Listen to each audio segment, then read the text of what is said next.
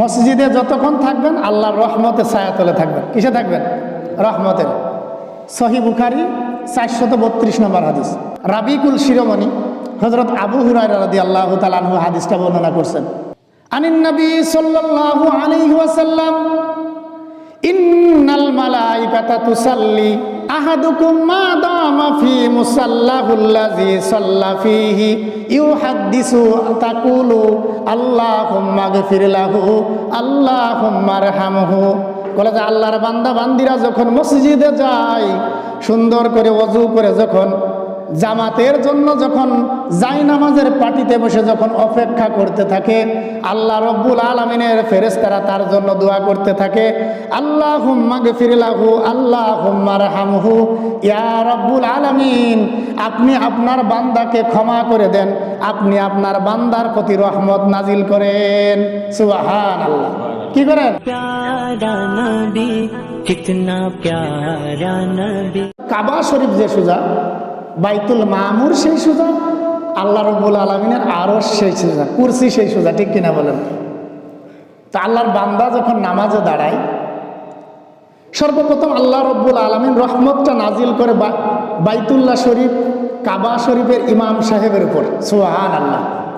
তারপর আস্তে আস্তে ডান দিকের যেসব মুসল্লিরা নামাজে দাঁড়ায় তাদের দিকে এরকমের রহমতগুলো বন্টন হতে থাকে। সুবহানাল্লাহ। তারপরে বাম দিক, প্রথম কাতার হয়ে গেল, দ্বিতীয় কাতার ডান দিক, তারপরে বাম দিক, এইভাবে রহমত বন্টন হতে থাকে। তারপরে পর্যায়ক্রমে দুনিয়ার মধ্যে যত মসজিদ রয়েছে প্রত্যেকটা মসজিদের ইমাম সাহেবের উপর সর্বপ্রথম আল্লাহ তাআলা রহমত নাজিল করেন। পরে মুয়াজ্জিন সাহেব, পর্যায়ক্রমে ডান দিক, তারপরে বাম দিক, দ্বিতীয় কাতার, তৃতীয় কাতার, এইভাবে আল্লাহ রব্বুল আলামিনের রহমত বন্টন হতে থাকে। সুবহানাল্লাহ। বিশাল ব্যাপার। কিন্তু কাফেররা বলে দুনিয়াতে এত ফসল হয়, আসলে এ ফসল হয় না।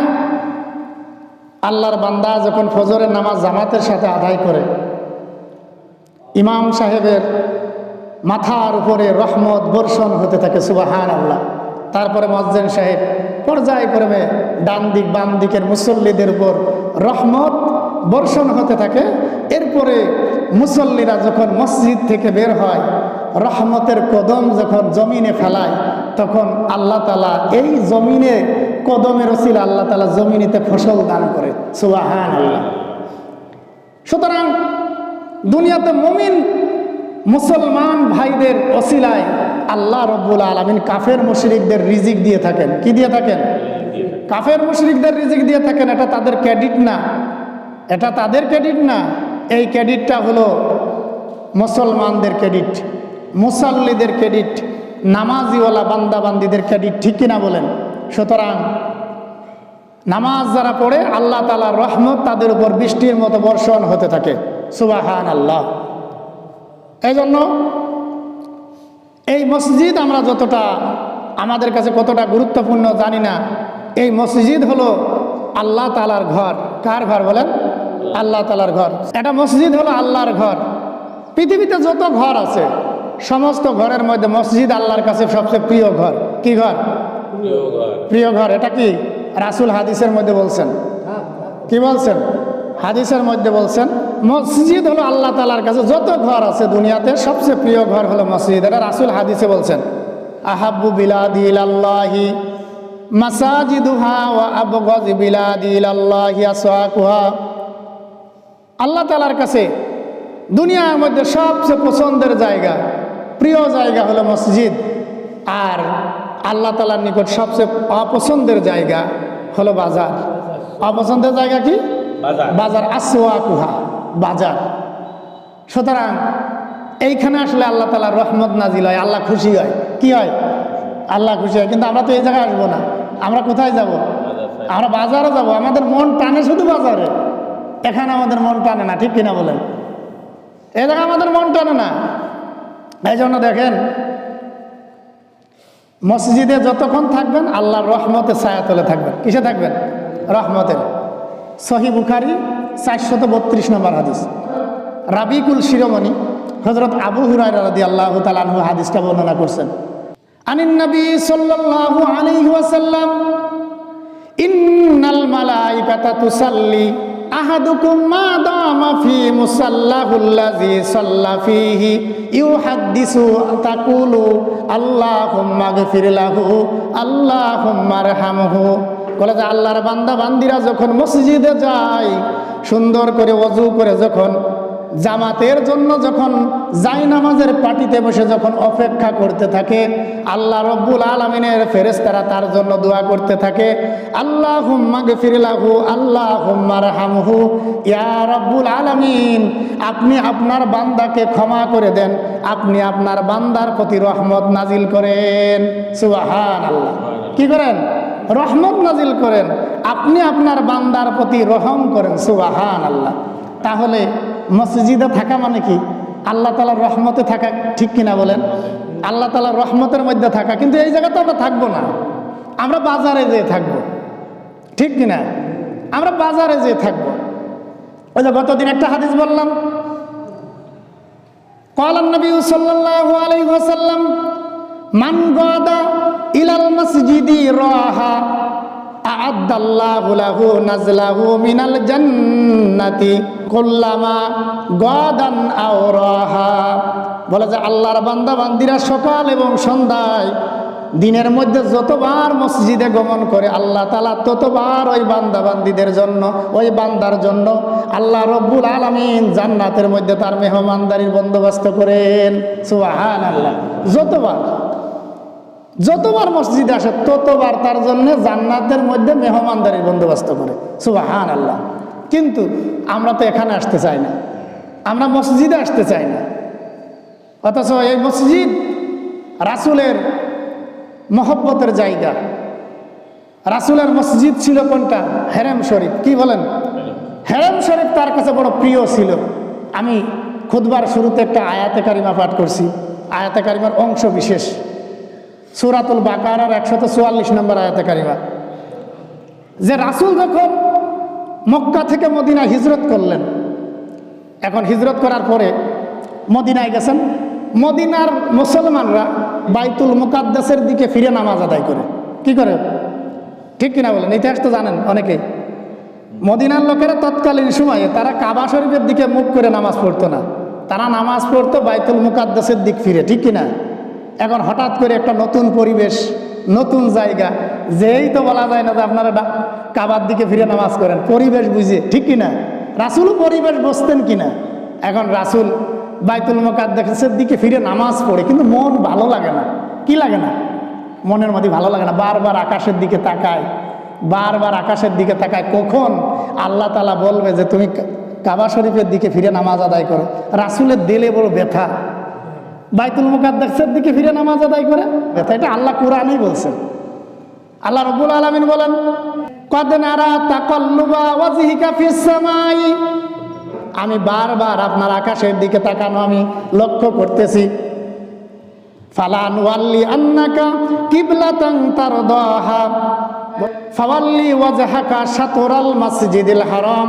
হে হাবিব, আপনি আপনার চেহারা বাইতুল্লাহর দিকে ফিরান। হে রাসূল, আপনি যে বারবার আকাশের দিকে তাকান আমি এটা লক্ষ্য করি। হে রাসূল, চিরে আপনার চেহারা ফেরামের দিকে ফিরাবো যেদিকে আপনি পছন্দ করেন। তারদাহা মানে পছন্দ করেন, যেদিকে আপনি আপনার চেহারা ফিরাতে পছন্দ করেন, অচিরেই আপনাকে সেই দিকে আপনার চেহারা ফিরানো হবে। সুতরাং আপনি আপনার চেহারা মসজিদুল হারামের দিকে ফিরান। সুবহানাল্লাহ। সুতরাং বাইতুল্লাহ, মসজিদুল হারাম ছিলেন রাসূলের মহব্বতের জায়গা, ভালোবাসার জায়গা। আর সেই শাখা প্রশাখা হলো এই মসজিদ। ঠিক কিনা বলেন? শাখা প্রশাখা কিভাবে? হযরত ইব্রাহিম আলাইহিস সালাতু ওয়াস সালাম ওনার প্রিয় পুত্র ইসমাইল আলাইহিস সালাতু ওয়াস সালামের সাথে কাবা ঘর নির্মাণ করলেন, পুনর্নির্মাণ। এই পুনর্নির্মাণ বলতে কি?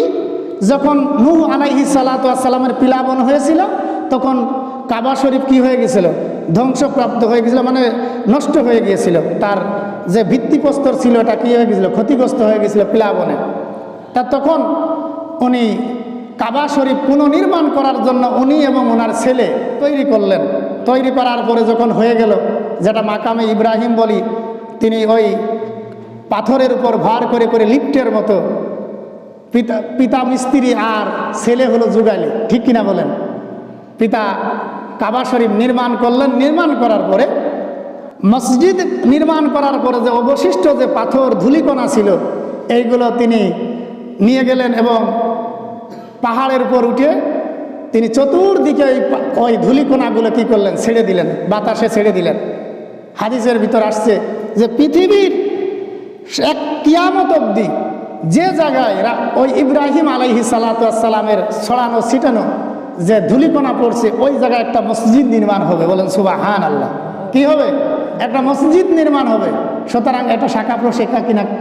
এটা শাখা প্রশাখা কিনা? সুতরাং এটা হলো কাবা শরীফ, মসজিদুল হারামের শাখা প্রশাখা। সুতরাং এটা যেন তো না কোনো ঘর না। আমরা এটা অনেক সময় এই মসজিদের ভিতরে আমরা কি করি, ঝগড়া বাঁধাই দিই। এটা যেন তো না ঘর না, এটা কাবা শরীফের শাখা প্রশাখা, আল্লাহর ঘর। সর্বপ্রথম কাবার উপর রহমত নাজিল হয়, তারপরে কাবার থেকে দুনিয়ার ভিতরে যত মসজিদ রয়েছে সমস্ত মসজিদের ইমাম সাহেবের মাথার উপর রহমত নাজিল হয়। তারপরে পর্যায় করে মুয়াজ্জিন সাহেব ডান দিকে বাম দিকে দ্বিতীয় কাতারে তৃতীয় কাতারে রহমত ছড়াই পড়ে। বলেন সুবহানাল্লাহ। এটা সেই ঘর, এটা সেই ঘর। সুতরাং যারা এই মসজিদ নির্মাণে সহযোগিতা করবে, মাম্বানা মাসাজিদাল্লাহি বানাল্লাহু বাইতান ফিল জান্নাহ।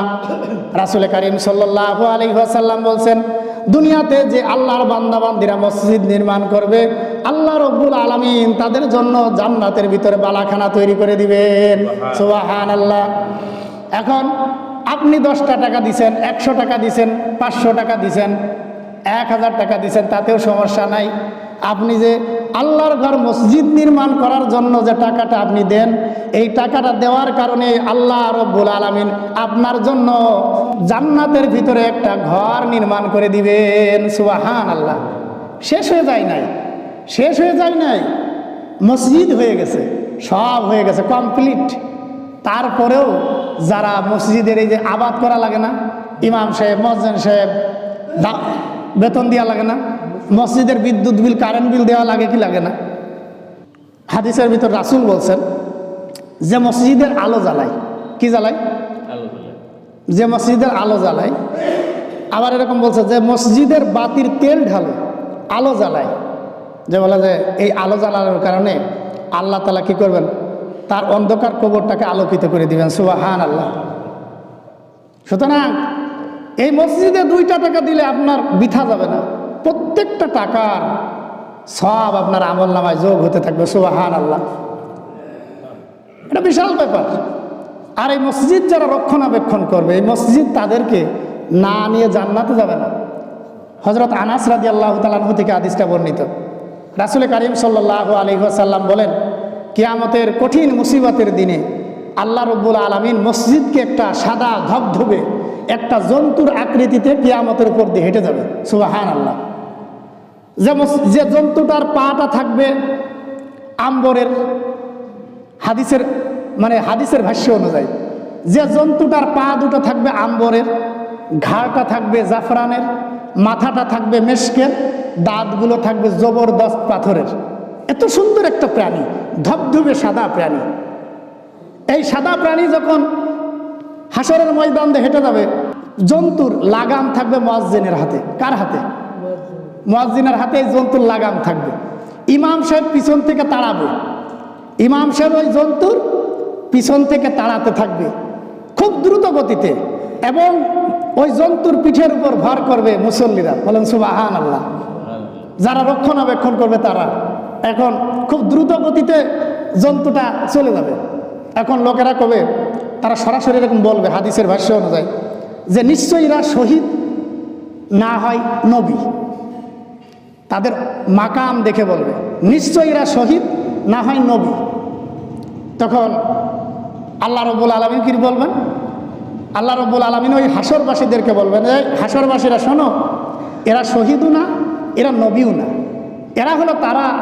এরা হলো সেই মসজিদ আর মসজিদের মুয়াজ্জিন ইমাম এবং মসজিদের রক্ষণাবেক্ষণ যারা করত, মসজিদের মুসল্লিরা হলো এরা। বলেন সুবহানাল্লাহ।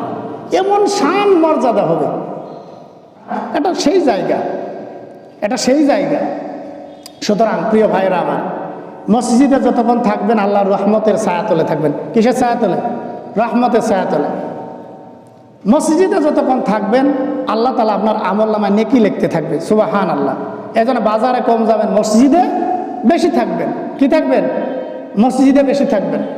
আল্লাহ তাআলা আরশের নিচে 7 শ্রেণীর মানুষ ছায়া পাবে। হযরত আবু হুরায়রা রাদিয়াল্লাহু তাআলা আনহু হাদিসটা বর্ণনা করতেছেন।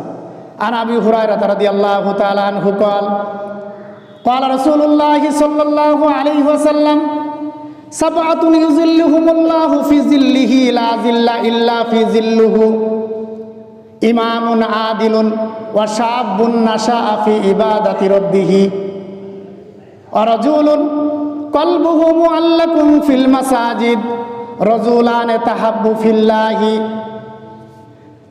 في الله اجتمعا عليه وتفرقا عليه ورجل طلبته امرأة ذات المنصب وجمال فقال إني أخاف الله ورجل تصدق أخفى ما حتى لا تعلم شماله ما تنفق يمينه رجل ذكر الله خاليا ففاضت عيناه। বড় বরকতি একটি হাদিস।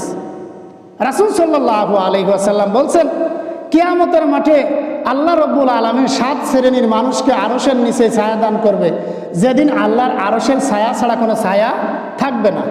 তার মধ্যে প্রথম নাম্বার হলো ইমামুন আদিলুন, ন্যায়পরায়ণ বাদশা। কে বলেন? ন্যায়পরায়ণ বাদশা। প্রথম নাম্বার ন্যায়পরায়ণ শাসক, যে প্রজাদের মধ্যে ইনসাফ প্রতিষ্ঠা করেছে, যে প্রজাদের মধ্যে জুলুম করে নাই, সমতার বিধান নিশ্চিত করেছে। এই বাদশাহ সেদিন আল্লাহ রব্বুল আলামিনের আরশের নিচে ছায়া পাবে, প্রথম নাম্বার। দ্বিতীয় নাম্বার হলো ওয়াশাবুন নাশা ফি ইবাদাতি রব্বি, ওই যুবক যার যৌবনকালটা ইবাদতের মধ্যে কাটিয়েছে। কিসের মধ্যে বলেন?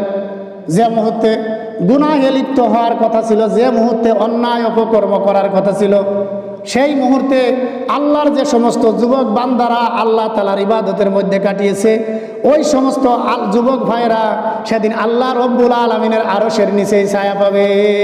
সুবহানাল্লাহ। এলা দ্বিতীয় নাম্বার। তৃতীয় নাম্বার হলো রাজুলুন কলবুহু মুআল্লাকুন ফিল মাসাজিদ।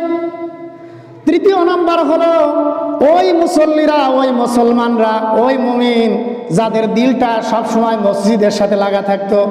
জোহরের রক্ত পড়ে সবসময় দিলের মধ্যে আকাঙ্ক্ষা হয় কখন আসরের রক্ত আসবে, আসরের রক্ত পড়ার পরে চিন্তা হয়, সবসময় আকাঙ্ক্ষা হয় কখন মাগরিবের রক্তে যাব, আবার মাগরিবের রক্ত পড়ার পরে আবার এশা রক্তের জন্য যার দিলটা মসজিদের সাথে ঝুলানো থাকে, আল্লাহর বান্দারা ওই দিন আল্লাহ রব্বুল আলামিনের আরশের নিচে ছায়া পাবে।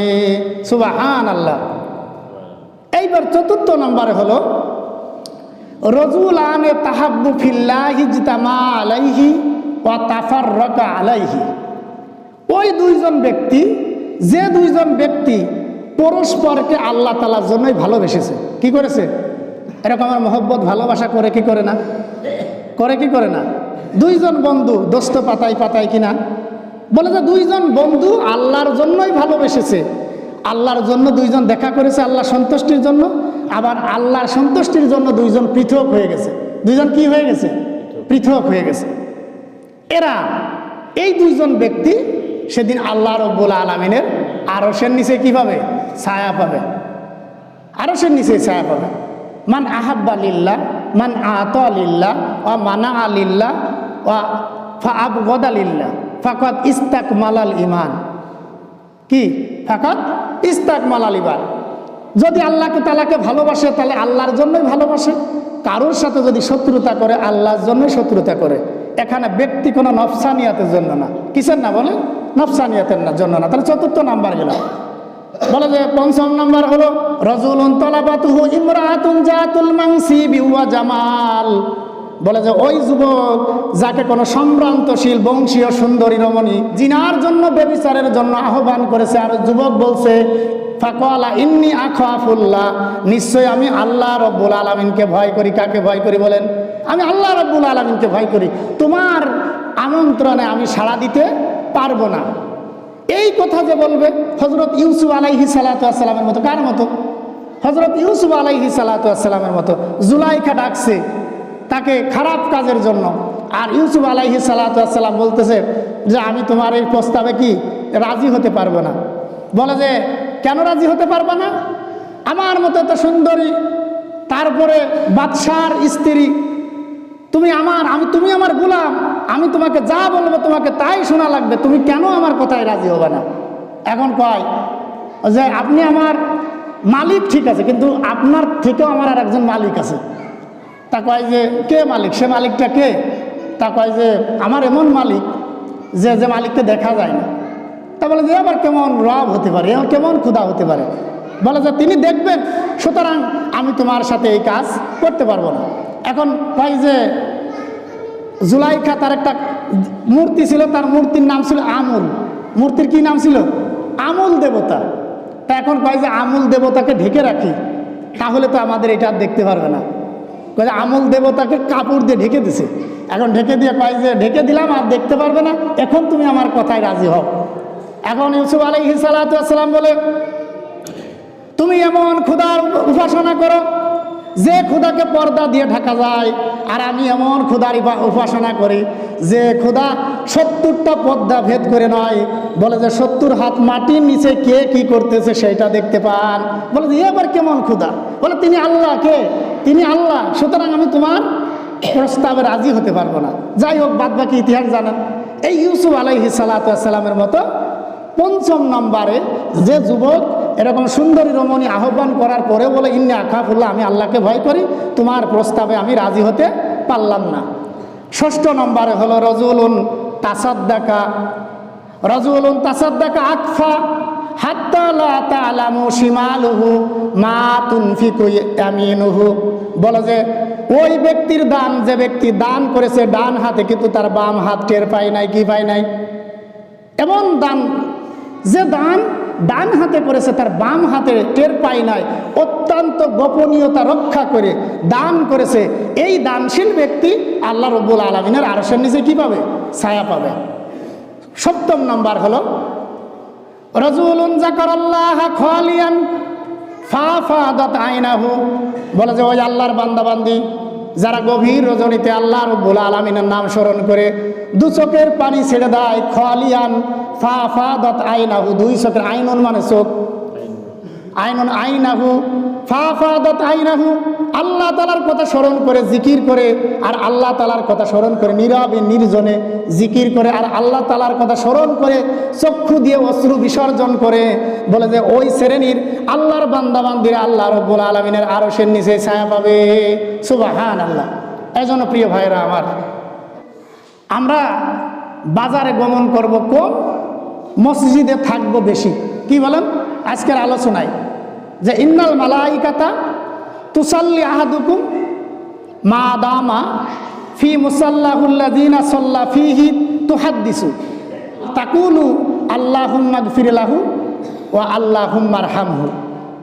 যে সমস্ত আল্লাহর বান্দাবান্দিরা অজু করে আজানের সাথে সাথে আগে আগে মসজিদে চলে আসে আর জামাতের জন্য অপেক্ষা করতে থাকে, তাদের জন্য আল্লাহ রাব্বুল আলামিনের রহমতের ফেরেশতারা এই বলে দোয়া করে, আল্লাহুম্মা গফির লাহু, আল্লাহ তাকে ক্ষমা করে দাও, আল্লাহুম্মা আরহামহু, আল্লাহ তার প্রতি রহম করেন। সুবহানাল্লাহ। সুতরাং আপনারা কি রহমতের ছায়াতলে থাকতে চান না গজবের ছায়াতলে থাকতে চান? রহমত কোথায়? মসজিদে। কোথায় বলেন? মসজিদে। মসজিদে আসবেন তো সবাই? আসবেন তো সবাই? মসজিদে এসে যদি নামাজ পড়েন, নিচে আছে 27 গুণ সওয়াব হয়। এটা সহিহ বুখারী শরীফের হাদিস, 629 নম্বর হাদিস। এটা হযরত আবু হুরায়রা রাদিয়াল্লাহু তাআলা আনহু হাদিসটা বর্ণনা করতেছেন। ওয়ালা সামিতু রাসূলুল্লাহি সাল্লাল্লাহু আলাইহি ওয়াসাল্লাম ইয়াকুলু তুফাদ্দালু সলাতুল জামিই সলাতা আহাদুকুম ওয়াহদাহু 25 জুজআ। রাসূল সাল্লাল্লাহু আলাইহি সাল্লাম বলেন, তোমাদের জামাতের নামাজ তোমাদের একাকী নামাজ অপেক্ষা 25 গুণ সওয়াব। সুবহানাল্লাহ। সহিহ বুখারী 629 নম্বর হাদিস।